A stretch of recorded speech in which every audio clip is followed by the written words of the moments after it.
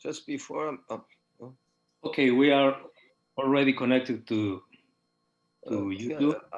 Let me try to share the screen here to see if it works. Okay. Now I will do the introduction before your presentation, Antonio. All right. Okay. I just want to see, you know, because I've seen a lot of trouble with this. No trouble, no trouble. I'm just checking if it's working. Yeah, I think it's working. Okay. I can see your screen. It's okay. Beautiful. All right. Okay. But you can leave it, your screen, and I will talk. Leave Okay? like that. All right. All right. No problem. Okay. People is coming. We already have 30 people, but we until the last night we have 130 people subscribed. It's really excellent attendance. Well, yeah, we have almost 2,500 reproduction on YouTube. Wow. 2,500 reproduction on YouTube. Incredible. You are the leader, Anthony. You have 455 reproduction of your presentation. Well, that's because I have a lot of relatives.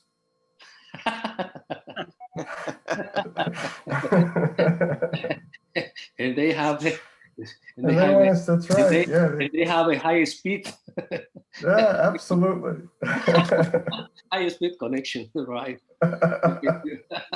Okay, let me begin. Thank you, Tony. Bueno, gracias, muy amable, muchas gracias por su presencia. Primero quiero dar la bienvenida a todos los concurrentes a esta presentación. Tenemos 3 brillantes urólogos pediatras. De ellos ya no necesitan ninguna presentación, pero de todas maneras sí lo vamos a hacer. Está el doctor Anthony Caldamone, como ustedes ya saben, y es un fiel asiduo de nuestro webinar. Lo hemos invitado para él hablar sobre la parte endoscópica del tratamiento del reflujo, y acá cada uno va a dar su punto de vista sobre la técnica a la cual se les ha asignado. Está el doctor Ricardo Subieta de Chile, un gran amigo, un querido amigo, que siempre ha estado con nosotros desde mucho tiempo atrás. Vino inclusive a Santa Cruz, estuvo compartiendo personalmente, al cual yo le guardo mucho cariño. Él va a hablar sobre la parte de Gregoire específicamente y su punto de vista sobre esta técnica. Y mi queridísimo amigo también Antonio Amarantes de Curitiba, Brasil, quien sí, todavía nos debe la visita personal a Bolivia, y muy pronto, cuando esto acabe, yo creo que vamos a tenerlo presente. Tenemos un programa que se llama Visiting Professor en mi hospital y hemos invitado a varios profesores.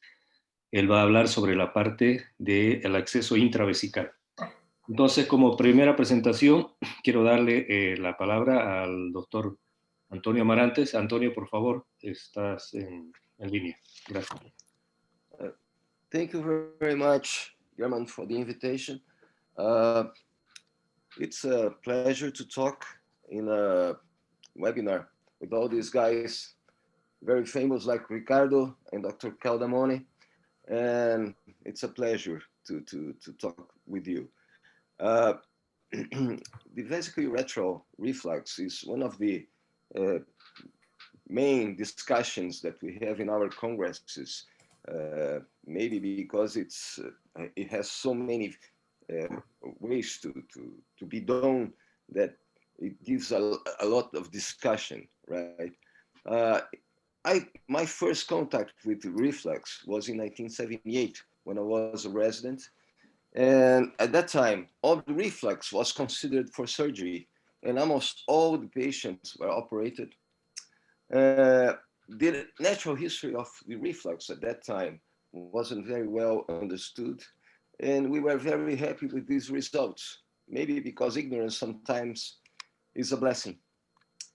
With the time, we learned a lot of stuff.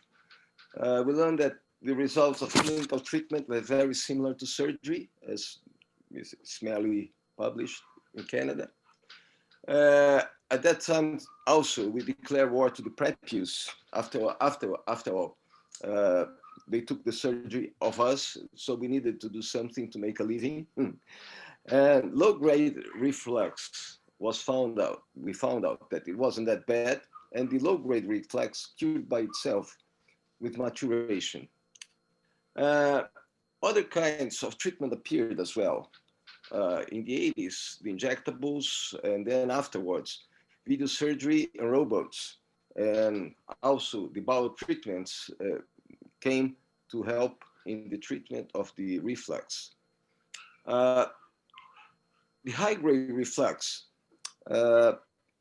these patients have already damage to the kidney. So it didn't mean that if you do a surgery, you save the kidney. Some of these kidneys have already a lot of compromise in their function. So it's a different story about these patients. The bowel dysfunction was found out to be a factor that complicated the reflux and was blamed for some of the problems that we had. So we started to do these treatments as well. And the grade of reflux and the clinic evolution is very important for the prognosis and indication of the surgery. Everybody is very acquainted with this table that Tony Curry has shown last year quite frequently in many meetings, that show the risks of reflux and what are the patients that need the indication for surgery. So what happened is that we ended up with fewer but very complicated patients to be treated. About the techniques, my first contact with the techniques of the treatment of reflux were in the 70s with Professor Antônio Ernesto da Silveira, that was my boss, and Professor Sami Arap, that most of you know him. And he was a very keen surgeon of Gregoire and Gregoire leech surgery, which is a very nice technique, very elegant technique, and works very well. But what happened in the 80s is that some people described retention of urine after the surgery of Gregoire, maybe because a neurological lesion to the bladder of the dissection of the posterior wall of the bladder. And afterwards, this concept fell, and nowadays it's not really considered the cause of the retention. Maybe in the patients with bilateral surgery, it may happen, but it's not very common.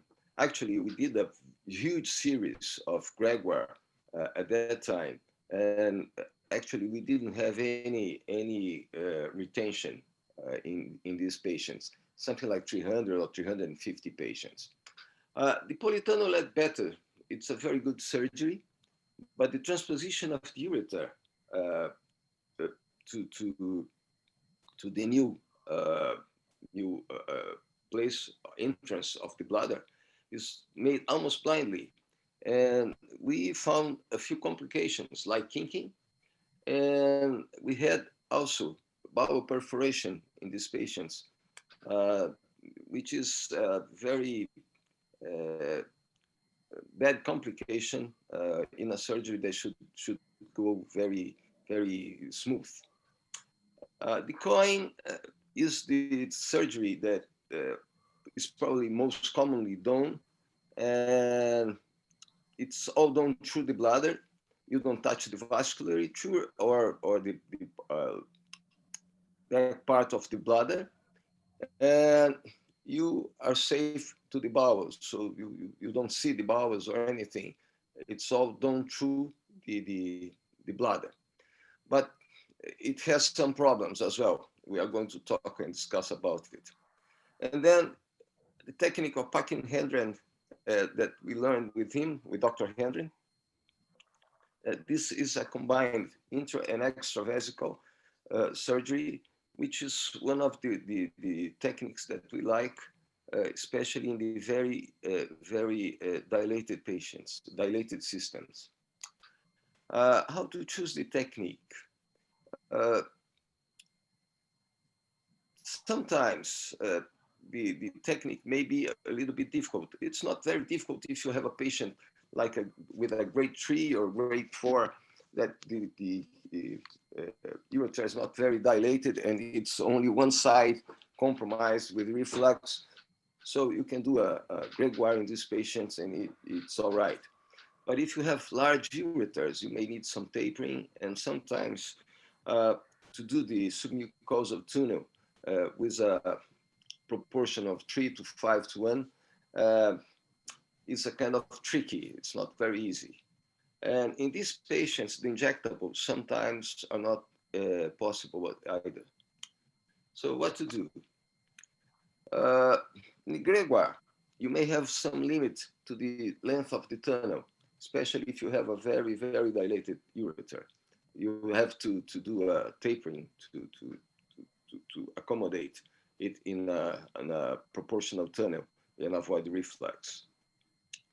The Gregoire can also be done by laparoscopy, which is one of the techniques that we usually use nowadays, especially for training residents. The coin is a very nice technique, and it's very easy to be done. That's why probably it's the technique that's most used nowadays. But there is a problem. You roll the ureter on the back part of the back wall of the bladder, but it's easily done. But afterwards, if you need to do some kind of instrumentation in the ureter by the endoscopy, it's not that easy. It may be very tricky and sometimes impossible. The polytunnel is feasible, but as I said, the reassessment of the ureter, as it's almost blindly done, you can have kinking, or maybe you can have other complications as well. The packing Hendren, it's a combined access. You do it through the bladder, you dissect the ureters through the bladder, and then you go outside, finish the dissection of the ureter. You can make whatever you want as size of the tunnel, and you can also, if you need, do the tailoring of the end of the ureter to do the reimplant. And it is very easily done in both sides with the same surgery. Well, this is just a picture of a coin showing as the ostium of the ureters are outside are off the midline, so it's kind of difficult to do the instrumentation of the ureters. And the packing Hendren, we like to indicate in this kind of patients with huge ureters, in which a coin would be a complicator for the patient, especially because of these patients with dilated systems. They have a tendency to have stones. So if you have stones in a patient with this kind of, with a coin, you will have a lot of trouble to take the stones out of these ureters. So I like to do the packing Hendren in this kind of patients. This is just an example. It's a huge mega ureter that had reflux as well. So we did the dissection inside the bladder, then outside the bladder, and reduce the ureter, and then we reimplanted. Of course, this could be done, would be possible to be done with any other technique, but with this one, I can do a psoas hitch and keep the tunnel straighter, so that straighter and fixed it, so that I have a good tunnel and avoid reflux. About these patients with huge reflux, there is another problem. As these kidneys have already some damage, we still don't have the answer for that. So what's the future of these kidneys with the reduction function at birth, if they grow, and what is the function of these kidneys on the long run be? Is there any markers that we can use to preview the future of these kidneys? It's something that we don't have the answers yet. And also the blood pressure control and the renin blockers, may they play a role on the long run for the preserving the function of these kidneys. And what we've been doing is we are following these kids with dosing the microalbuminuria and proteinuria, and check what it's going to happen to them. And that's about what I had to talk about. And thank you very much. I hope I stuck to the time. Thank you. Gracias, muito obrigado, Antonio. Muchas gracias. Vamos a seguir con la presentación. Estuviste perfecto en el tiempo. Vamos a pasarle el comando al doctor Zubieta. Bien, muchas gracias. Tiene que salir de la pantalla para poder entrar. Sí. Sal de la pantalla, por favor. Te estoy nombrando. Entonces, Ricardo, te estoy pasando el screen ahorita, hacer confitrión. Ok, ahí tienes. Bien.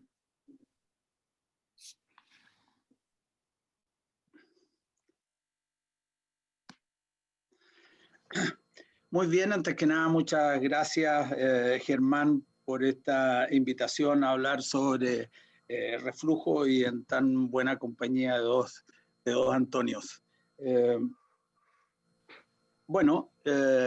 Me has pedido que hable por qué, frente a la indicación de tratamiento quirúrgico, nuestra preferencia es greguar, y trataremos de hacerlo.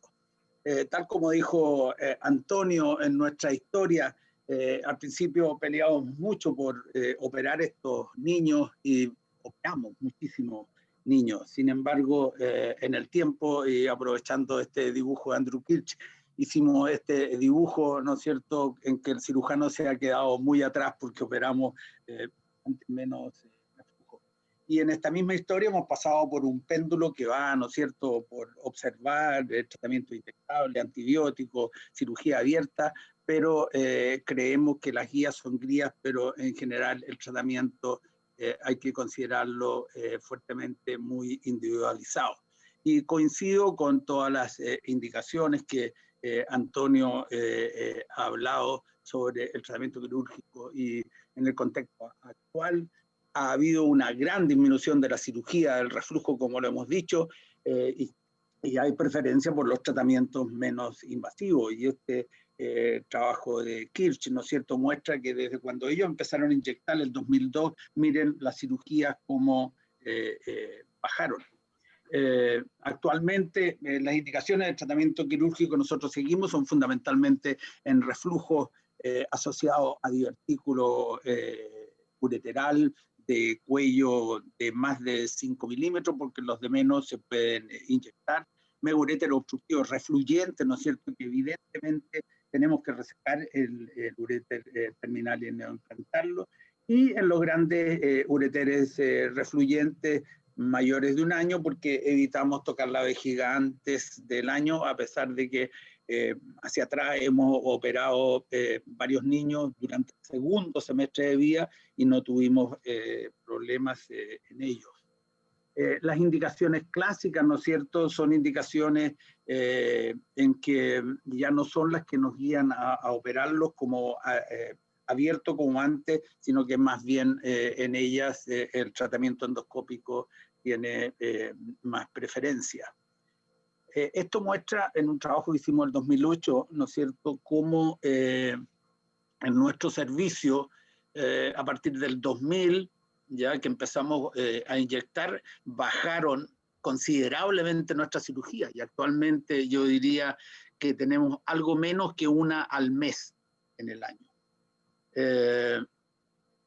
La cirugía abierta, como también lo dijo Antonio, tiene una baja tasa de complicaciones, la tasa de éxito va entre 92 y 98%, dejando del 92 al 94 o 95 para los tratamientos inyectables y del 95 hacia arriba a los tratamientos quirúrgicos abiertos. Las técnicas que más se usan, ya también lo dijo Antonio, son las intravesical y el extravesical e intravesical, donde las intravesical las que más se usan, y también se refirió a ella, el politano-lidveter, el Cohen, que él muy bien describió, el Girvenet, etc. Y la intravesical, el Gregoire, que tiene las ventajas que se puede hacer no solo abierto, sino que también laparoscópico y robótico. ¿Cómo hacemos la cirugía?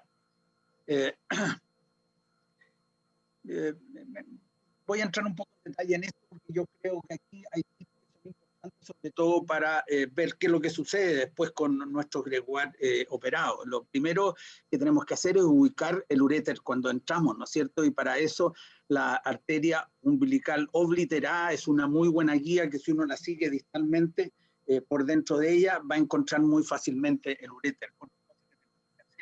Es disecar un poco el peritoneo, que avanza un poco hacia la desembocadura del uréter y no nos deja buen trayecto para hacer la depisiotomía, de manera que, segunda cosa, despegar el uréter, o sea, el peritoneo. Y tercero, y muy importante, el punto que vamos a fijar de entrada del uréter a la vejiga. Lo tenemos que hacer sin tener la vejiga rechazada, sin tener separadores, para que el uréter, que ya lo disecamos, ¿no es cierto?, frente al uréter, después de un túnel de unos 4 centímetros, tomar, ya sea con una pinza o con puntos, como está ahí, para después de eso levantarlo y trabajar en el campo, con mejor campo, para hacer la defusorectomía. Y la otra cosa importante es la disección. La disección que nosotros hacemos es toda por la cara del uréter pegada a la vejiga, no por la cara anterior. La cara anterior, ya sea distal, es donde entra la vascularización. Y como él dice, el Cohen no toca la vascularización, es cierto, pero acá tampoco la debemos tocar, ¿ya? Por lo tanto, no hay que hacer esa disección por delante, porque además si la hacemos, cortamos las fibras longitudinales que van del uréter al cuerno trigonal, que es un muy buen punto de fijación del uréter para que no se desplace dentro del túnel. Otra cosa importante son, una vez que hemos disecado hasta la entrada del uréter, hacer unas pequeñas incisiones laterales, como lo muestra también el dibujo de más arriba, ¿no es cierto?, para que cuando colocamos el primer punto quede bien sepultado la inserción del uréter. Y ahí muestra cómo queda sepultado con el primer punto, y cómo el dibujo también muestra cómo el uréter entra derechito. Por eso que ese detalle de ir a buscar el punto de entrada al uréter también es muy importante, y no disecar el uréter distal por la cara anterior, no es necesario. Y tenemos riesgo de tener los problemas que se le han descrito al gregoire y que nosotros no los hemos tenido. Aquí una película, ¿no es cierto?, que muestra cómo hacemos el gregoire. Hacemos una incisión de fan steel transversa 1 centímetro por sobre el borde superior del pubis. Hacemos una disección con hemostasia cuidadosa de los dos flaps celulares, el superior y el inferior, y después incidimos en la línea media, disecando la vejiga hacia el lado que tiene, en este caso es del lado izquierdo, en que además tiene un divertículo. Aquí seccionando la arteria umbilical obliterada, que habitualmente no lo hacemos, se liga y después hacemos una disección que inicialmente la hacemos con dedo y después seguimos con pinza, porque cuando hacemos esa disección, ahí como lo muestra, llegamos muy fácilmente al uréter, que la disección un poco lo estimula y generalmente vemos ahí cómo está teniendo sus contracciones. Ahí lo tenemos en la parte media, ahí aparece, y aparece un aumento de volumen por sobre el uréter, que es un divertículo vesical, que va a ser bien interesante ver también. Y nos vamos a toda la disección que la hacemos por detrás, no hacia allá, para preparar el sitio de la detrocirostomía. Hay que tener mucho cuidado porque por ahí va el conducto deferente, hacer una hemostasia cuidadosa. Y como digo, ahí hay que tener mucho cuidado antes de seccionar esas bandas, porque normalmente ahí va el uréter, que aquí lo va a mostrar muy bien la película. Ahí está, se fijan, y es muy fácilmente disecable y se baja del campo operatorio para ir a la detrocirostomía, que se puede hacer fácilmente. Ahí está levantada el extremo por donde entra la vejiga, con una pinza en este caso. Hacemos las incisiones laterales, hay unas pequeñas adherencias altas, no cerca de la desembocadura, y tenemos todo disecado, y acostamos sobre la mucosa el divertículo y el uréter, con un segmento de uréter que ahí debe ser unas 4 o 5 veces el diámetro. Y dejamos, se fija que está, el punto pasa superficialmente sobre el uréter y lo fija, ¿ya? Y lo fija. Entonces nos asegura, entre el punto de entrada del uréter y ese punto fijo, nos asegura tener un trayecto intramural que nos asegura un buen túnel, porque no se va a correr. No necesitamos tampoco hacer una fijación al psoas, ¿ya?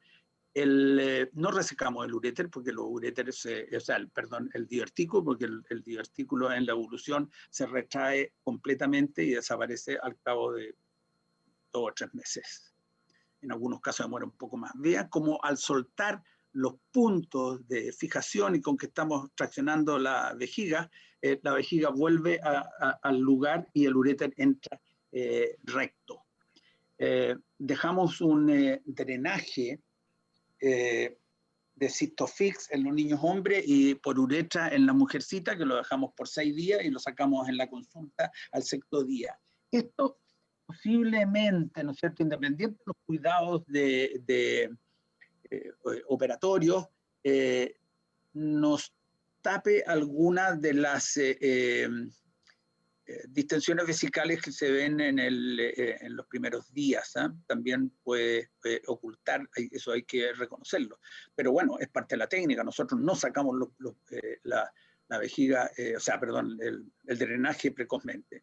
La incisión es una incisión que evoluciona muy bien porque es transversa, que la hacemos con sutura intradérmica, nunca más allá de unos 5, 6 centímetros, como lo va a mostrar ahí una regla que ves, 6 centímetros en este caso. Bien, el año 2008 revisamos por primera vez todos nuestros reflujos operados. Fue una revisión de 33 años, en que teníamos 267 niños que requirieron cirugía antirreflujo con los criterios que teníamos en ese momento, hasta ese momento. Fueron 380 ureteros reimplantados más o menos, el promedio de edad fue 4 años y el tiempo promedio quirúrgico fue de 60 minutos, tiempo promedio, considerando tal vez nuestra curva de aprendizaje. En estos niños tuvimos 8 complicaciones, todas ellas fueron, para no equivocarme, dentro de los primeros 10 años, en que tuvimos 4 persistencias de reflujo, 3 que requirieron cirugía, posiblemente no fijábamos el uréter de entrada y esto fue en uréteres más dilatados. Tuvimos 4 obstrucciones, de las cuales 3 requirieron cirugía y una se solucionó con pigtail. Fueron fundamentalmente, tuvimos mucho cuidado al comienzo sobre el ciclo de entrada, entenderlo bien, y eso no nos ha vuelto a ocurrir. Y eso hace que la tasa de éxito es de un 98.4% en estos pacientes hasta ese momento. Otra cosa buena es que con el líquido WOODARD nosotros la usamos en megauréteres obstructivos. Y antes lo que hacíamos es lo que describió Antonio, ¿no es cierto? Que estos ureteres había que modelarlos y después neoimplantarlos. Nosotros sacamos el uréter terminal y el uréter dilatado, que en este caso ahí en la figura es como de 2,5 centímetros y el túnel es como de 4,5, no serviría. Sin embargo, al sacar el uréter estrecho, ese uréter rápidamente en un mes y medio ha tomado un lumen normal y con ese largo de túnel queda un antirreflujo que funciona muy bien y que lo hemos demostrado en el tiempo. Como digo, ninguno ha quedado con reflujo. Tenemos bastante tiempo de observación es una de las otras cosas buenas del greguar, que tolera, ¿no es cierto?, el neoimplante de ureteres muy dilatado. Y con estos puntos de fijación que colocamos sobre a la entrada, ¿no es cierto?, nos evita hacer el psoas, la fijación al psoas. Aquí un dibujo, ¿no es cierto?, que muestra el uréter tan grueso a la izquierda, que ya se está cerrando, y cómo el punto de fijación hace que no se desplace, ya teniendo cuidado de dejar una boca de entrada ni tan abierta ni tan estrecha, y ahí al lado un control pre y post operatorio de estos niños que han andado muy bien. También se puede hacer laparoscópica, y de hecho, por ahí, por el año 2002, con el doctor Octavio Castillo, que nos enseñó mucho a hacer laparoscopía, con él hicimos 13 casos que anduvieron muy bien, pero que por el tiempo operatorio, fundamentalmente, y porque en su evolución no tuvieron mayor ventaja, lo dejamos de hacer. Sin embargo, yo quiero destacar que permite una mucho más fácil ubicación del lugar por donde tenemos, de la línea por donde tenemos que hacer el implante, y probablemente a futuro, con tan pocos casos que tenemos para cirugía abierta para nuestros fellows, a lo mejor será más fácil enseñárselo laparoscópico que abierto. Esto es un trabajo que 159 ureteres operados en 117 pacientes. La edad promedio fue de 47 meses, similar o igual a la que nosotros tenemos, y la resolución también el mismo porcentaje de éxito, solo que el tiempo quirúrgico en este caso fueron de 96 minutos para los unilaterales y 126 para los bilaterales. El tiempo de hospitalización el mismo, en general no más de un día de hospitalización. Y dije que también se puede hacer en robótica. Esta es una película que se la agradecemos a Mohan Mondetti, que nos la facilitó, en que muestra cómo hacerlo. Nosotros, a pesar de en la actividad privada tener robot, no lo hemos hecho por todas las ventajas que hemos hablado, ¿ya? Porque estas cirugías vienen fantásticas. Miren ahí cómo está despejado, como al inflar la vejiga se recuesta sobre el uréter y nos indica el sitio preciso donde tenemos que hacer la detrusorafia. Eso es lo que yo destacaría más de las cirugías endoscópicas, ¿ya? Bueno, el abierto versus lo no invasivo. Aquí hay un trabajo de Kirsch, ¿no es cierto?, que muestra el endoscópico, abierto y robótico, destacando lo ambulatorio de la técnica de endoscopia. Dice que hay menos morbilidad. No estoy muy de acuerdo porque mayor morbilidad que lo que es. Sí, es verdad, hay más tiempo operatorio, por lo tanto un poco más de tiempo de anestesia, pero si nos referimos a las complicaciones, por el contrario, hay menos complicaciones en el abierta y sigue siendo también menos invasiva. Tal vez lo que más se habló en contra del Gregoire, también lo dijo Antonio, son los riesgos de retención urinaria o disfunción. Es real. Bueno, esta disfunción que se ha descrito en la literatura y he buscado bastante sobre ello, en general son todas transitorias y en general durante los primeros días, ¿ya? Aquí hay un trabajo un poco antiguo que muestra 33 pacientes con disfunción vesical, un 6%, y que se presentaron en promedio en los 3 primeros días, y eran todos bilaterales operados con Gregoire. Aquí hay un trabajo del grupo de Miami, de Rafa González y Miguel Castellán, que nos muestra dos grupos. Uno en que hicieron una disección prolija habitual del uréter distal, y otro en que hicieron una disección menos prolija, en el sentido no de ser poco prolijo, sino que no disecar mucho el uréter distal, sobre todo por la cara anterior y más bien por la posterior, y ellos ven cómo estas retenciones le bajaron a la mitad, mostrando que sin duda la disección del uréter distal por la cara anterior puede tener esos problemas, y por lo tanto no hay que hacerlo. Este es otro grupo, ¿no es cierto?, que mostraron 49 pacientes con reflujo bilateral, ¿ya?, en que solo un paciente, el 2%, presentó una retención urinaria transitoria el primer día y no tuvo disfunción, retención ni infección urinaria a largo plazo, ¿ya?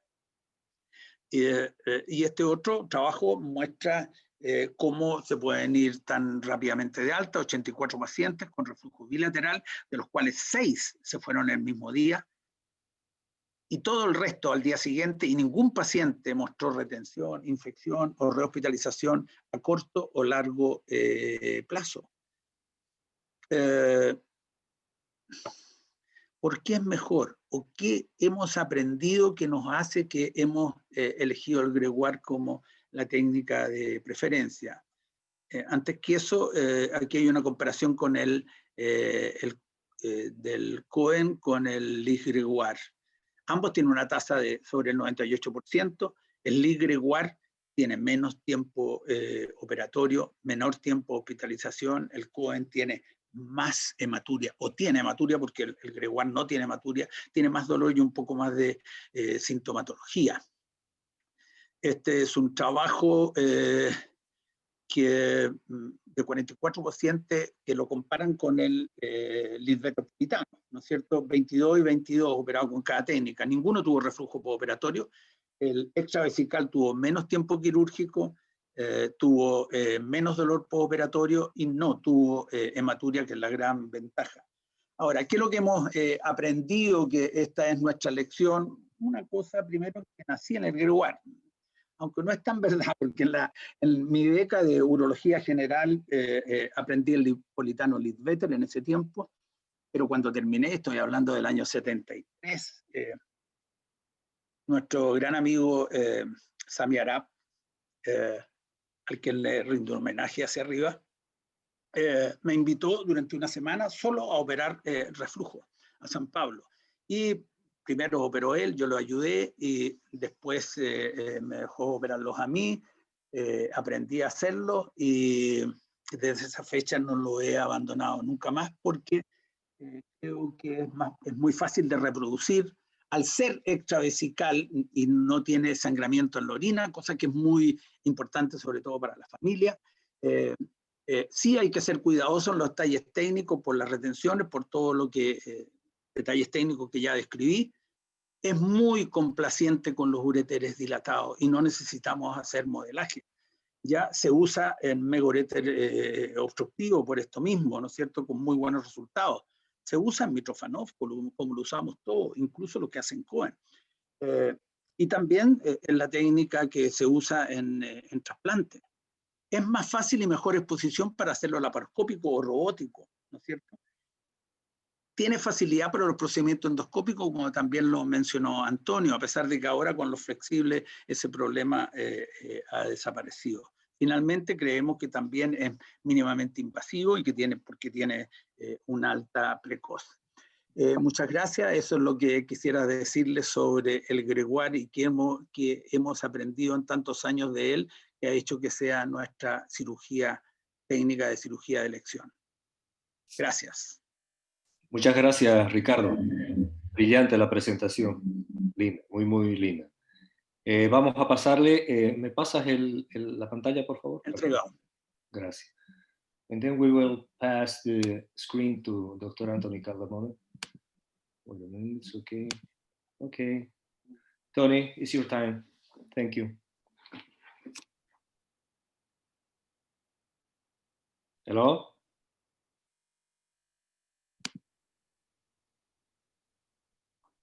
Tony, your micro is closed. Please open your micro. Hello? Is that better? Okay. Okay now? Okay, now it's better. Okay. Okay, all right. You're right. There we go. Okay. Once again, German, thank you for the invitation to participate in what's become your Tuesday morning series. I congratulate you on the energy and the persistence to pull this all together. It's also a privilege to be on the same panel with Dr. Amarante and my old friend, Dr. Zubieta as well. I enjoyed their presentations very, very much. I was asked to present on the role of endoscopic correction of reflux, but I will have to confess that my true disclosure here is that when I finished my training, I felt that I knew much more about reflux than I know now. I think I've become more confused over the years, and I think there are a lot more variables that come into play in making our decisions about how we treat children with vesicoureteral reflux. I like this timeline that Marty Coriel and I put together to give you an idea of how the natural history of our understanding of reflux and our management of reflux have evolved. And it was shortly after the discovery of reflux, maybe a decade or so later, that the Ledbetter-Politano operation came into being. Very, very early on, as it turns out. And that operation, designed by Victor Politano and Wyland Ledbetter, was a masterful operation. It was beautifully designed. This is a picture that I took of Victor Politano on the night before his 90th birthday in 2005, when I had the pleasure of having a dinner with him at his home. And he told me in great detail how this design was fabricated, how the concept was enacted, how the experiments were put together, how they used to sneak their dogs up into the X-ray suite at night at the Massachusetts General Hospital in order to complete their experimentation and study them for vesicoureteral reflux. But a brilliant operation in concept, safe and effective, high success rate in skilled hands, rarely caused obstruction. There are many modifications that have been proposed and that have been enacted on this concept, of course, but the point is that it's completely reproducible. And one other concept that's oftentimes ignored that this reimplantation provided for us is that it negated the theory that reflux was caused by bladder outlet obstruction, because prior to the success of the ureteral reimplantation, oftentimes children were treated by YV plasties of the bladder neck in order to reduce their outlet resistance. And in the process of reducing their outlet resistance, hopefully improving their reflux. Well, as a consequence of that, many children were rendered incontinent because of YV plasties of the bladder neck. And the ureteral reimplantation showed that the problem was more commonly at the ureterovesical junction and not at the bladder neck. In fact, the brilliance of the ureteral reimplantation probably set the stage for the development of pediatric urology, because the father of modern pediatric urology, for Sir David Innes Williams, once said, the more we looked for reflux, the more often we found it. And this was a launching point for pediatric urology, because we had the prospect of a surgical operation curing a common complaint. And it showed us that if we eliminated reflux, if we could surgically eliminate reflux, it didn't matter how many bacteria hit that urinary tract, because we were able to protect the kidneys.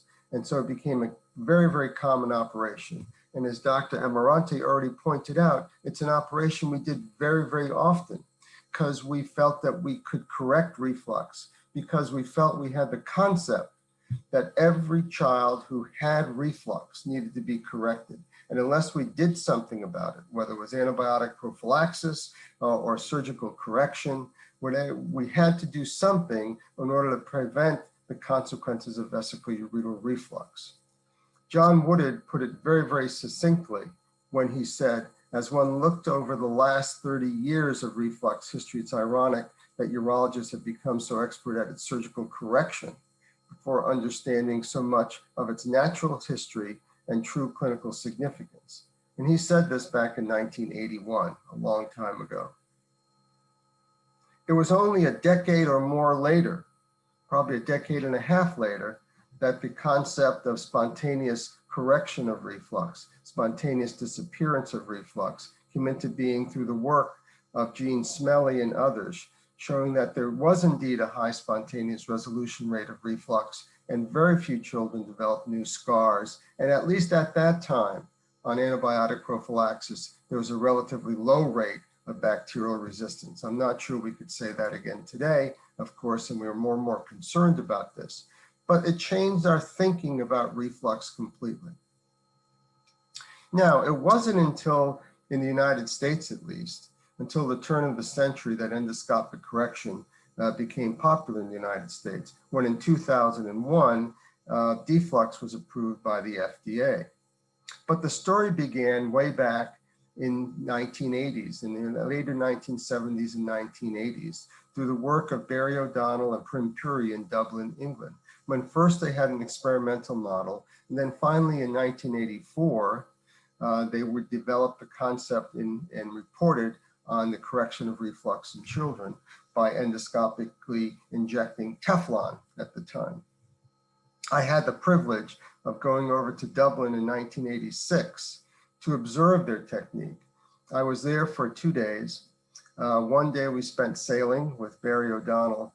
The other day he put on 17 cases of children with reflux, and one by one he had reflux corrected with the Teflon procedure. It took him literally 10 minutes for each patient in the operating room.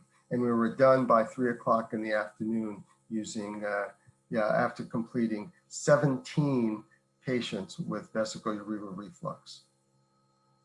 We performed a meta-analysis early on with the experience of injectables for endoscopic correction. And this included all types of materials that were used. And this was reported in 2006, showing that even with this early experience, there was a significantly high success rate after a single injection for vesicoureteral reflux. This included about 103 studies in this meta-analysis.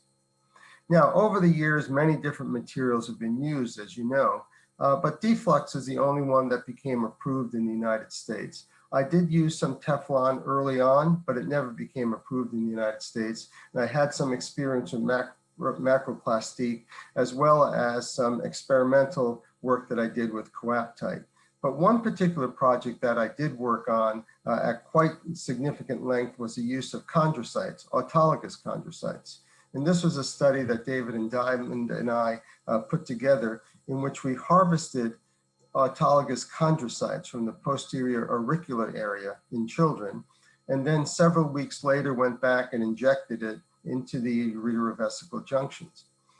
This was successful in correcting reflux, but only at about the same rate as any other material that was used. And so therefore, it really did not justify, It did not justify the two-step procedure and the two anesthesia procedure that was necessary in children.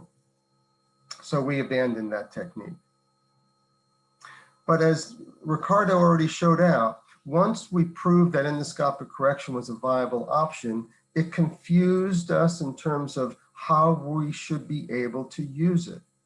And Ian Aronson asked the proper question. Is it initial management? Does it replace antibiotic prophylaxis? Or does endoscopic correction provide an alternative to surgical correction? Well, as usual, we answered that question with actions. And this is a report by Tom Linvey in 2006, in which he looked for trends in reflux therapy and found that between 2001 and 2004, a 3-year period, remembering that the FDA approved Deflux in 2001, there was a 143% increase in the number of procedures done for reflux per institution per year using a pediatric hospital information system database. This was at a time when ureteral reimplantation was quite stable. So clearly it became apparent that technology was driving the treatment. This new technology was driving the treatment of reflux in a different direction. Similarly, work by Hilary Kopp and Caleb Nelson looked at how reflux was being managed and found that in the period of time that they studied, which was over 5 years, there was a proportional increase in the number of VUR cases that were corrected. And this was a doubling of the early endoscopic correction between 2002 and 2006. So as well, we learned through our actions that because reflux could be corrected endoscopically, we were shifting our treatment to the earlier treatment of reflux as well, rather than keeping them on antibiotics for 3 or 4 years and then deciding what to do with them. Well, Prim Puri advocated this, of course, very, very aggressively. In this particular report of over 1,000 children with grade 2 to 5 reflux, showed that with 1 to 3 injections, there was a very, very high success rate. Only 4.6 of this population had urinary tract infections after they were injected, and no patients went on to reimplantations. And what they concluded from their study, and this is a problem that I have with this study, is that certainly they recommended that this was a safe and effective way of treating reflux, even high-grade reflux. And they advocated for first-line treatment of reflux. But as I looked at it, when you look at that sort of recommendation as first-line treatment of reflux, it brings us back about 50 years. It brings us back to the point where we think just because we can correct reflux with an endoscopic correction now, in 2014, if you will, doesn't mean that every child has to be corrected. Unfortunately, I think it did push us backwards quite a bit. So what we did, and reported again in 2014, is that we again looked at the study that Tom Linvey did and repeated it. Our hypothesis was that technology-driven treatment eventually must be modulated by certain factors that are going to change how we manage children. And our objective was to determine if there was a sustained increase in deflux utilization in the United States. And we studied from a period of 2014 to 2011. And what we found that between 2004 and 2006, there still was an increase, a significant increase in the number of interventions for reflux per institution per year. But then between 2006 and 2011, there was a dramatic decrease. And this decrease has been sustained. It's a little more plateaued than it was before, but it's still continuing to decrease. Why has this happened? Did we cure all refluxers finally? Well, probably not. Was there an economic factor involved? Absolutely an economic factor involved, because between 2004 and 2015, there was a 100% increase in the cost of a ml of 1 cc of deflux in the United States. It rose to about $1,800 per ml. Was there a reduction in diagnosis? Absolutely. because the American Academy of Pediatrics came out and said, you know, maybe we're doing too many VCUGs and we should do fewer of those. Therefore, that reduced the number of patients in our denominator, of course. But I also would have to believe that maybe there was a philosophical change in our approach to reflux, and modulated by the fact that we finally are thinking that not all refluxers are at risk for renal damage. And a little bit about what Dr. Amarante talked about when he referred to Tony Curry's risk assessment for renal damage. And therefore, we're applying more selective treatment.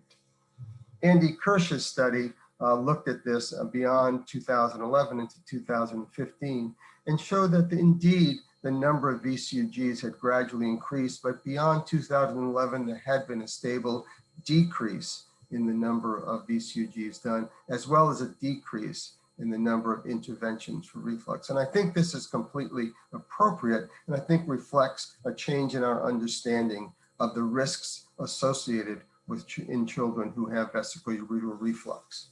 Now, a word about the technique, if you will. There are multiple places that you can inject the ureter for endoscopic correction. Into the ureter, the hit theory, the subureteric, which was the original way that Prim Puri and Barry O'Donnell recommended it, and above the ureter as well, in the submucosal space. I tend to favor a two-hit technique. One is to inject the ureter intraluminally with the hit that Andy Kirsch had talked about, and then come out a bit more distal to the ureter and do a standard sting technique. So I do a combination of a hit and a sting. I don't have data to show you that this is any better than just doing a sting or just doing a hit, but certainly Goran's data and Andy Kirsch's data seems to indicate that the hit injection and the double hit injection seems to have the best results. But we were always perplexed by this particular scenario. Here's one that looks like an absolutely perfect injection. You can see the crescent orifice that appears on the second part of the injection. This is the sting part of the injection. This child had reflux postoperatively. So we did a study where we looked at children who failed endoscopic correction but had some type of observation. They underwent either a cystoscopic evaluation at the time of re-injection or open surgery, where one was able to evaluate what happened to those mounds. And this was a retrospective chart review where we looked at either video clips or photographs that were taken at the time from a cystoscopic appearance of the failed injection or from open surgery at the time of reimplantation for a failed injection. We characterized the various mounds that we had seen to those where we couldn't find a mound at all, where there was some volume loss, where we felt because of the anatomy that some of the material had completely extruded, but one could see the injection site, where we couldn't tell what was wrong because it still looked okay, or maybe the mound had shifted. And we accumulated 82 patients from multiple institutions and 104 ureters after 121 failed injections from either a primary injection, a secondary injection, or a tertiary injection. And we found that mound shifting was probably the biggest factor. The mound could shift medially, the mound could shift caudally, but mound shifting and lack of fixation of the mound seemed to be the most common finding in those that had failed. Sometimes it was a combination of mound shifting as well as loss of volume as well. And when we put that into a chart, again, 54% of the time, these failures were caused by a shifting of the mound. We thought initially that this might be due to abnormal bladder dynamics, which might cause a failure of fixation of the mound or shifting of the mound. And we therefore divided our population into those who had dysfunctional voiding and those who did not have dysfunctional voiding. And unfortunately, there was not a significant slight trend in shifting more commonly in the dysfunctional voiding, but not a significant difference between the two. So we can't say for sure that dysfunctional voiding was a factor in leading to shifting of the mounds and failure of fixation. But then we still had this group where even on cystoscopic appearance of failed injection because the VCUG showed persistent or worsening reflux, the mound looked absolutely normal. And that's what we call the intermediate category. And this was present in 15 of the ureters, or 14 of the patients. There was not a high incidence of dysfunctional voiding in this particular population. In half of the cases, the reflux improved, but it was not eliminated. In about a third of the patients, the reflux worsened, even though the mound looked absolutely perfect on reevaluation of the mound cystoscopically or intraoperatively.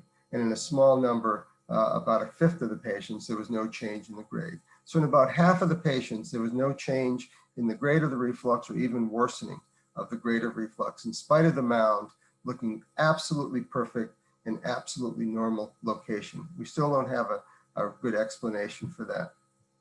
Then we looked at those who underwent a re-injection and compared them to what their parameters were preoperatively, and found that those who failed re-injection, a high proportion of these patients were indeed dysfunctional voiders. So dysfunctional voider certainly was a factor in failing the second injection. Regarding the appearance of the mound, the high failure rates were those where we did not see a mound on inspection, or those where the mound had shifted. But when we look at long-term recurrence of reflux, we have to be very, very careful, because most studies present you with incomplete data. It's very problematic to understand what the true long-term recurrence rate of reflux is after injection, because the success is defined in various ways. Not everyone gets a voiding cystourethrogram postoperatively in some centers. You define success as no reflux based on a VCUG, no dilating reflux, as this is success for some of the Swedish series in particular, the absence of postoperative urinary tract infections, and in most studies, a follow-up VCUG a year, 2 years, or 3 years later is really not done very, very often. I think if you're looking for more information on this, the best study that came out was that by Jonathan Roth in Pediatrics in 2010, when they did a systematic review and pointed to a lot of these problems in evaluating reflux studies postoperatively. The three that I'll show you are regarding the recurrence for a reflux after endoscopic correction. This was Lee from the Kansas City group showing a 26% recurrence, Loughran's group a 13% recurrence, and Oswald's group a 6% recurrence. Now these are all studies in which VCUGs were done 1 to 3 years later. Well, as with anything else, timing has a lot to do with the success of a rain dance. So you need to select your patients wisely. And if I were asked the question, is there a role for endoscopic injection in the correction of reflux in children, I would ask you the question, and this is, by the way, my opinion, not expert opinion. I'd ask you the question, what is your goal? If your goal is a permanent cure of reflux, then I'd say that with a 10 to 20% recurrence rate, it's an imperfect correction. If your goal is temporary cure of reflux, for instance, children who are having urinary tract infections during toilet training years, or dysfunctional voiders who continue to have infections in spite of rehabilitation, then I would say that's a reasonable option. As Barry O'Donnell once said, we will continue to make mistakes. The best we can hope for is that we make new mistakes and not repeat old mistakes. Thank you very much. Thank you very much, Tony. A brilliant presentation as always. Thank you. So we will pass to question and answers. Please make your questions. Could you send me the screen, please, Tony? Okay. Yeah. Thank you very much. Okay. I would like to make a question for all of you. If you have to choose to do a better recommendation for a big mega ureter, which should be your best choice? Tony, first. Well, So you're talking about a refluxing megaureter Yes, sir. and one that may require tapering. Yeah. Yes. So I tend to favor Ricardo's approach, and that is, I think a refluxing megaureter, the ideal operation is an extravesical approach for this. Why?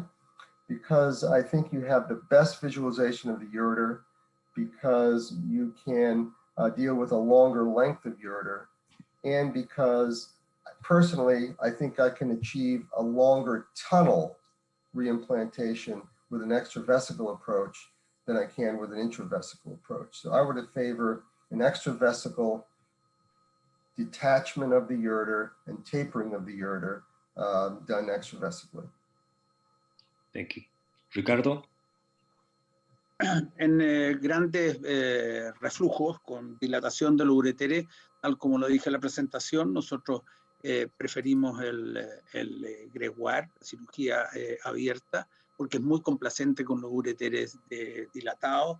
Al dejar de refluir, evidentemente que disminuye su dilatación y el túnel se hace proporcional y muy seguro, a tal punto que cuando nosotros fijamos para tener un segmento, asegurar un segmento intratúnel, no hemos necesitado hacer un largo túnel ni hacer una fijación en el psoas. Eso es lo que nos ha mostrado la historia haciendo esto. Antonio Amaranch. I would stick to my opinion. I like to do the packing 100. I start the dissection intravesically. I free the ureter, then I pass the ureter outside. I detach some of the peritoneum from the back of the bladder. Then I transpose the ureter back inside the bladder, and then I do the tunnel inside the bladder. I know it gives the patient a little bit more pain, a lot more pain in the postoperative time. There is more bleeding. You have a tainted urine for a longer period of time. You have to leave a catheter in the bladder, which is almost always very uncomfortable for the patients. But I think I have a more, let's say, consistent tunnel. Although I have to recognize we have something like 2 or 3% of recurrence of reflux, even when we do a very, very large tunnel. And sometimes you don't see any bladder dysfunction or anything that can justify it. But anyway, I like this technique. Although I agree that gregoire it's a lot more comfortable for the patient, and especially if you have only one side to be done.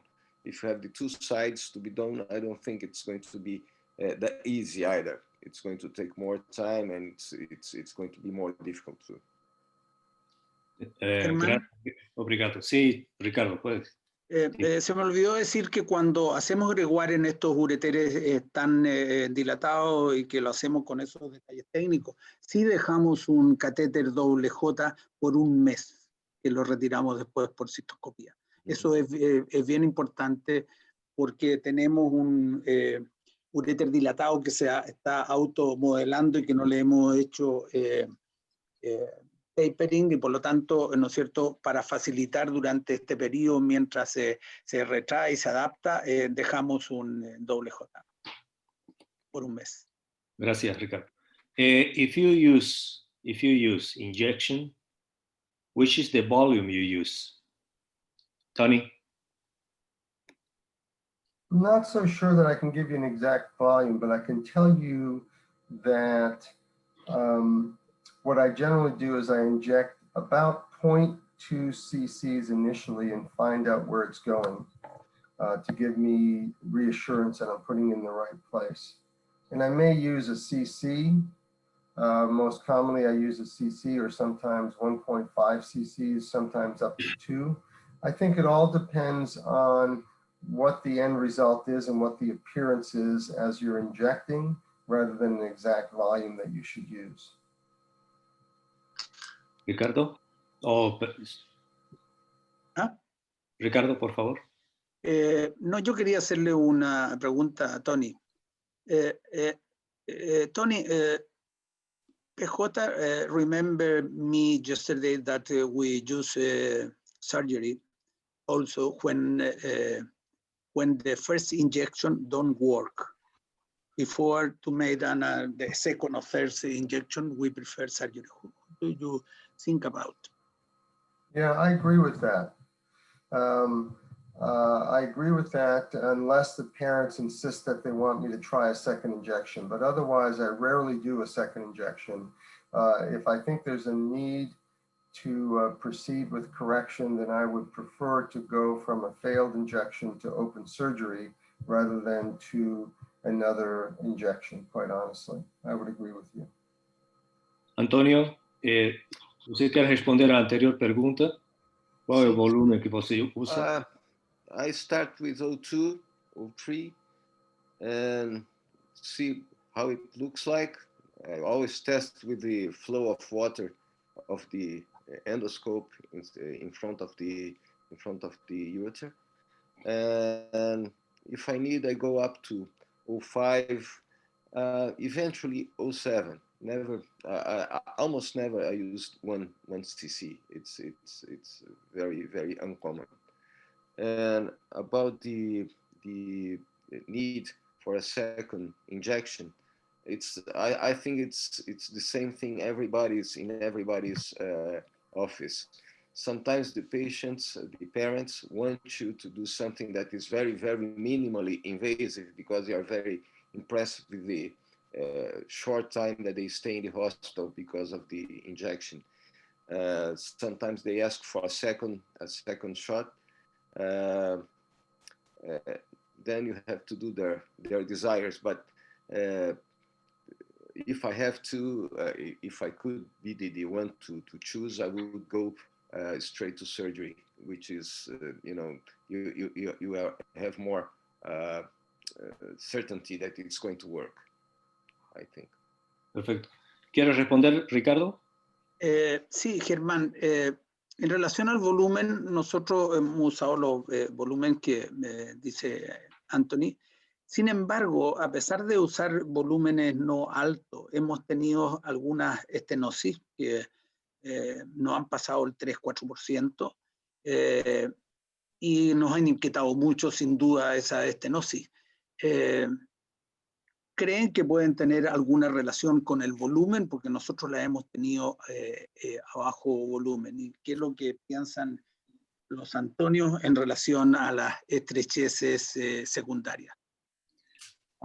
Tony, Ricardo is asking about if the incidence of obstruction had to relation with the volume of the injection.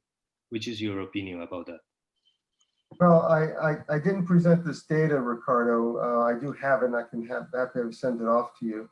But the incidence of obstruction in that series, in that failed series, was very, very low. It was only about 1 or 2% actually. Did not seem to be related to the volume that was injected, though. The only patient that I have taken care of that I think was obstructed was a severely dysfunctional voider.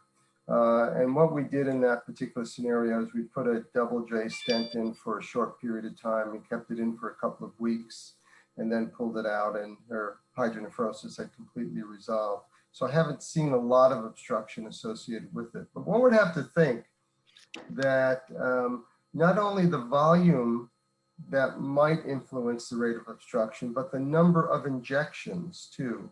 I mean, there's some people who do 2, 3, 4 different injections into a ureter. I do 2, but some do more than that. And I wonder about a combination of volume and number of injections that might influence the risk of developing obstruction. But obstruction is such a low complication that it's hard to get that data, unfortunately. Thank you very much. We have another question here.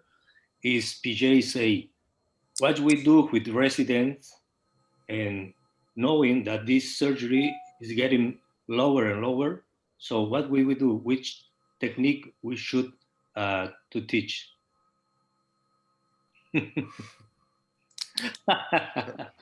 Well, we have to teach always them. do that. We have to teach them all. Thank you, PJ. Yeah. We have to teach them all. That's a very typical PJ question. Yes, sir. Okay. Which is your opinion, guys? Germán, algo dije en la presentación que es cierto y es muy válida la pregunta de PJ. Y yo algo dije que yo creo que, bueno, enseñar la técnica, hay muchas formas de enseñarla por videos, etcétera, etcétera, y mostrar las diferentes técnicas. Pero el hacer que la curva de aprendizaje, no teniendo mucho volumen, sea fácil, probablemente nuestros fellows que están llegando con bastante buen entrenamiento en cirugía laparoscópica, la curva de aprendizaje tal vez va a ser más fácil si la hacemos laparoscópica, por las facilidades para encontrar el uréter fácilmente, para las facilidades de poder tener claro la dirección del túnel, y ambas cirugías, tanto la laparoscópica como la robótica, posiblemente faciliten el aprendizaje, no el conocer las técnicas, pero sí el aprendizaje y el cómo hacerlas mejor, y tal vez tiene que ser a la inversa, después de hacer algunas endoscópicas, hacerla abierta. Esa puede ser una de las posibilidades a futuro. No sé qué piensan los demás. Which is your position, Tony?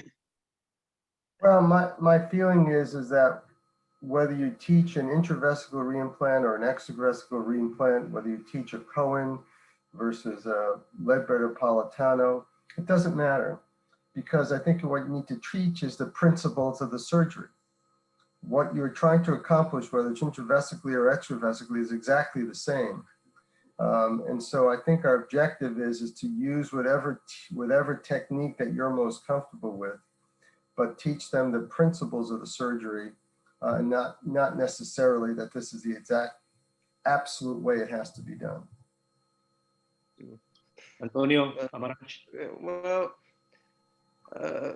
that's the best answer. I think Tony said you have to teach the principles, and they will choose. And there is another complicator now. There are some people doing the pneumovesical surgery, right? The coin, intravesical coin with the laparoscopy, which is a very elegant surgery, but I never tried to do it because I don't think that I will be able to do it. It's such a small space to work. You are pushing too far, right? You think that? Yeah, I think sometimes, well, it's a tendency, you know. Maybe if I was younger and my testosterone was a little bit higher, I would probably, you know, try to do that and say, okay, I can do it. All right. So it doesn't mean that you should do it. Right? Okay. We have another one. During the treatment, endoscopic treatment, we see some cases that you have complications. Which is your point of view when you reoperate these cases and open surgery? Is difficult, that one? Is it more complicated? Well, no, I think it's sometimes easier, and sometimes most often easier, because what you've accomplished with your injection is actually develop the plane between the ureter and the bladder wall, so that whether you do it, I've done post failed endoscopic surgeries I've done open either intravesically or extravesically.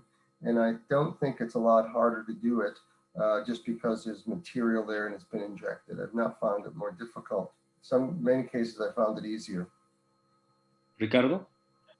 Yo estoy de acuerdo, no hay mayores dificultades cuando cuando uno opera después de la persistencia del reflujo. Sí hemos tenido dificultades cuando han tenido estrecheces. Ya ahí hemos tenido dificultad porque hay que resecar el uréter terminal en esos casos, y eso se hace un poco más dificultoso cuando han tenido inyecciones, pero no así cuando el reflujo persiste después de una primera inyección. Antonio? No, there isn't any. It's not different from any other reimplant. It's the same thing. I don't think it's different. I've done a few and no problems. As I did intravesically, the kids that had the stenosis, it was very easy to take care of the stenosis. Just cut the end of the ureter and pull it up. That's it. Okay, guys. I will do the last questions in 2 in 1 because we passed the time and we are so grateful with you. Do you use, for all of you, when you do open surgery, do you use parasympathetic treatment pre or post-operative? Or if you use also spinal anesthesia in the PO? Tony? Tony? I have not used spinal anesthesia, no.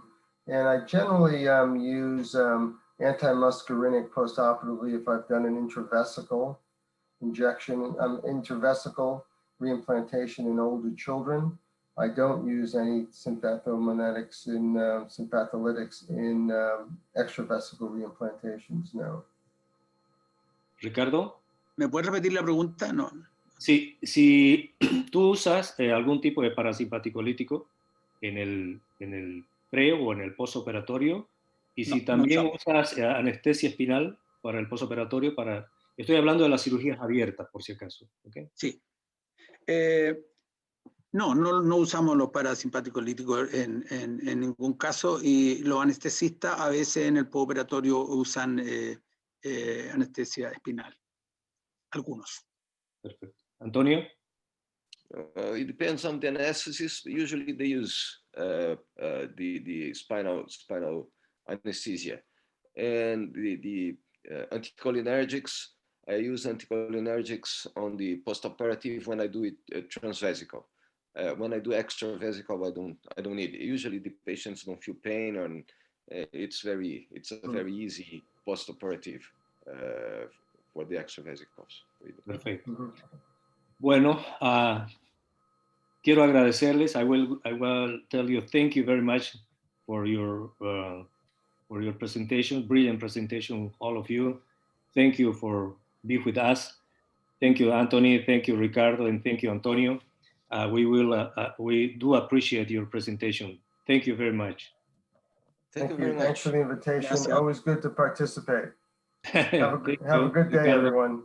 Gracias, Good day, muchas gracias. Good to see you. Good Chao. week for everybody. Bye-bye. Bye. The next week we have Marcela Bailes. Por si acaso, we have Marcela Bailes with laparoscopic treatment in DSD. Excellent. Okay? Okay. Look forward See you to it. next week, guys. Bye. Thank you very much. Have a good week. Thank you. Bye-bye. Bye. Chao.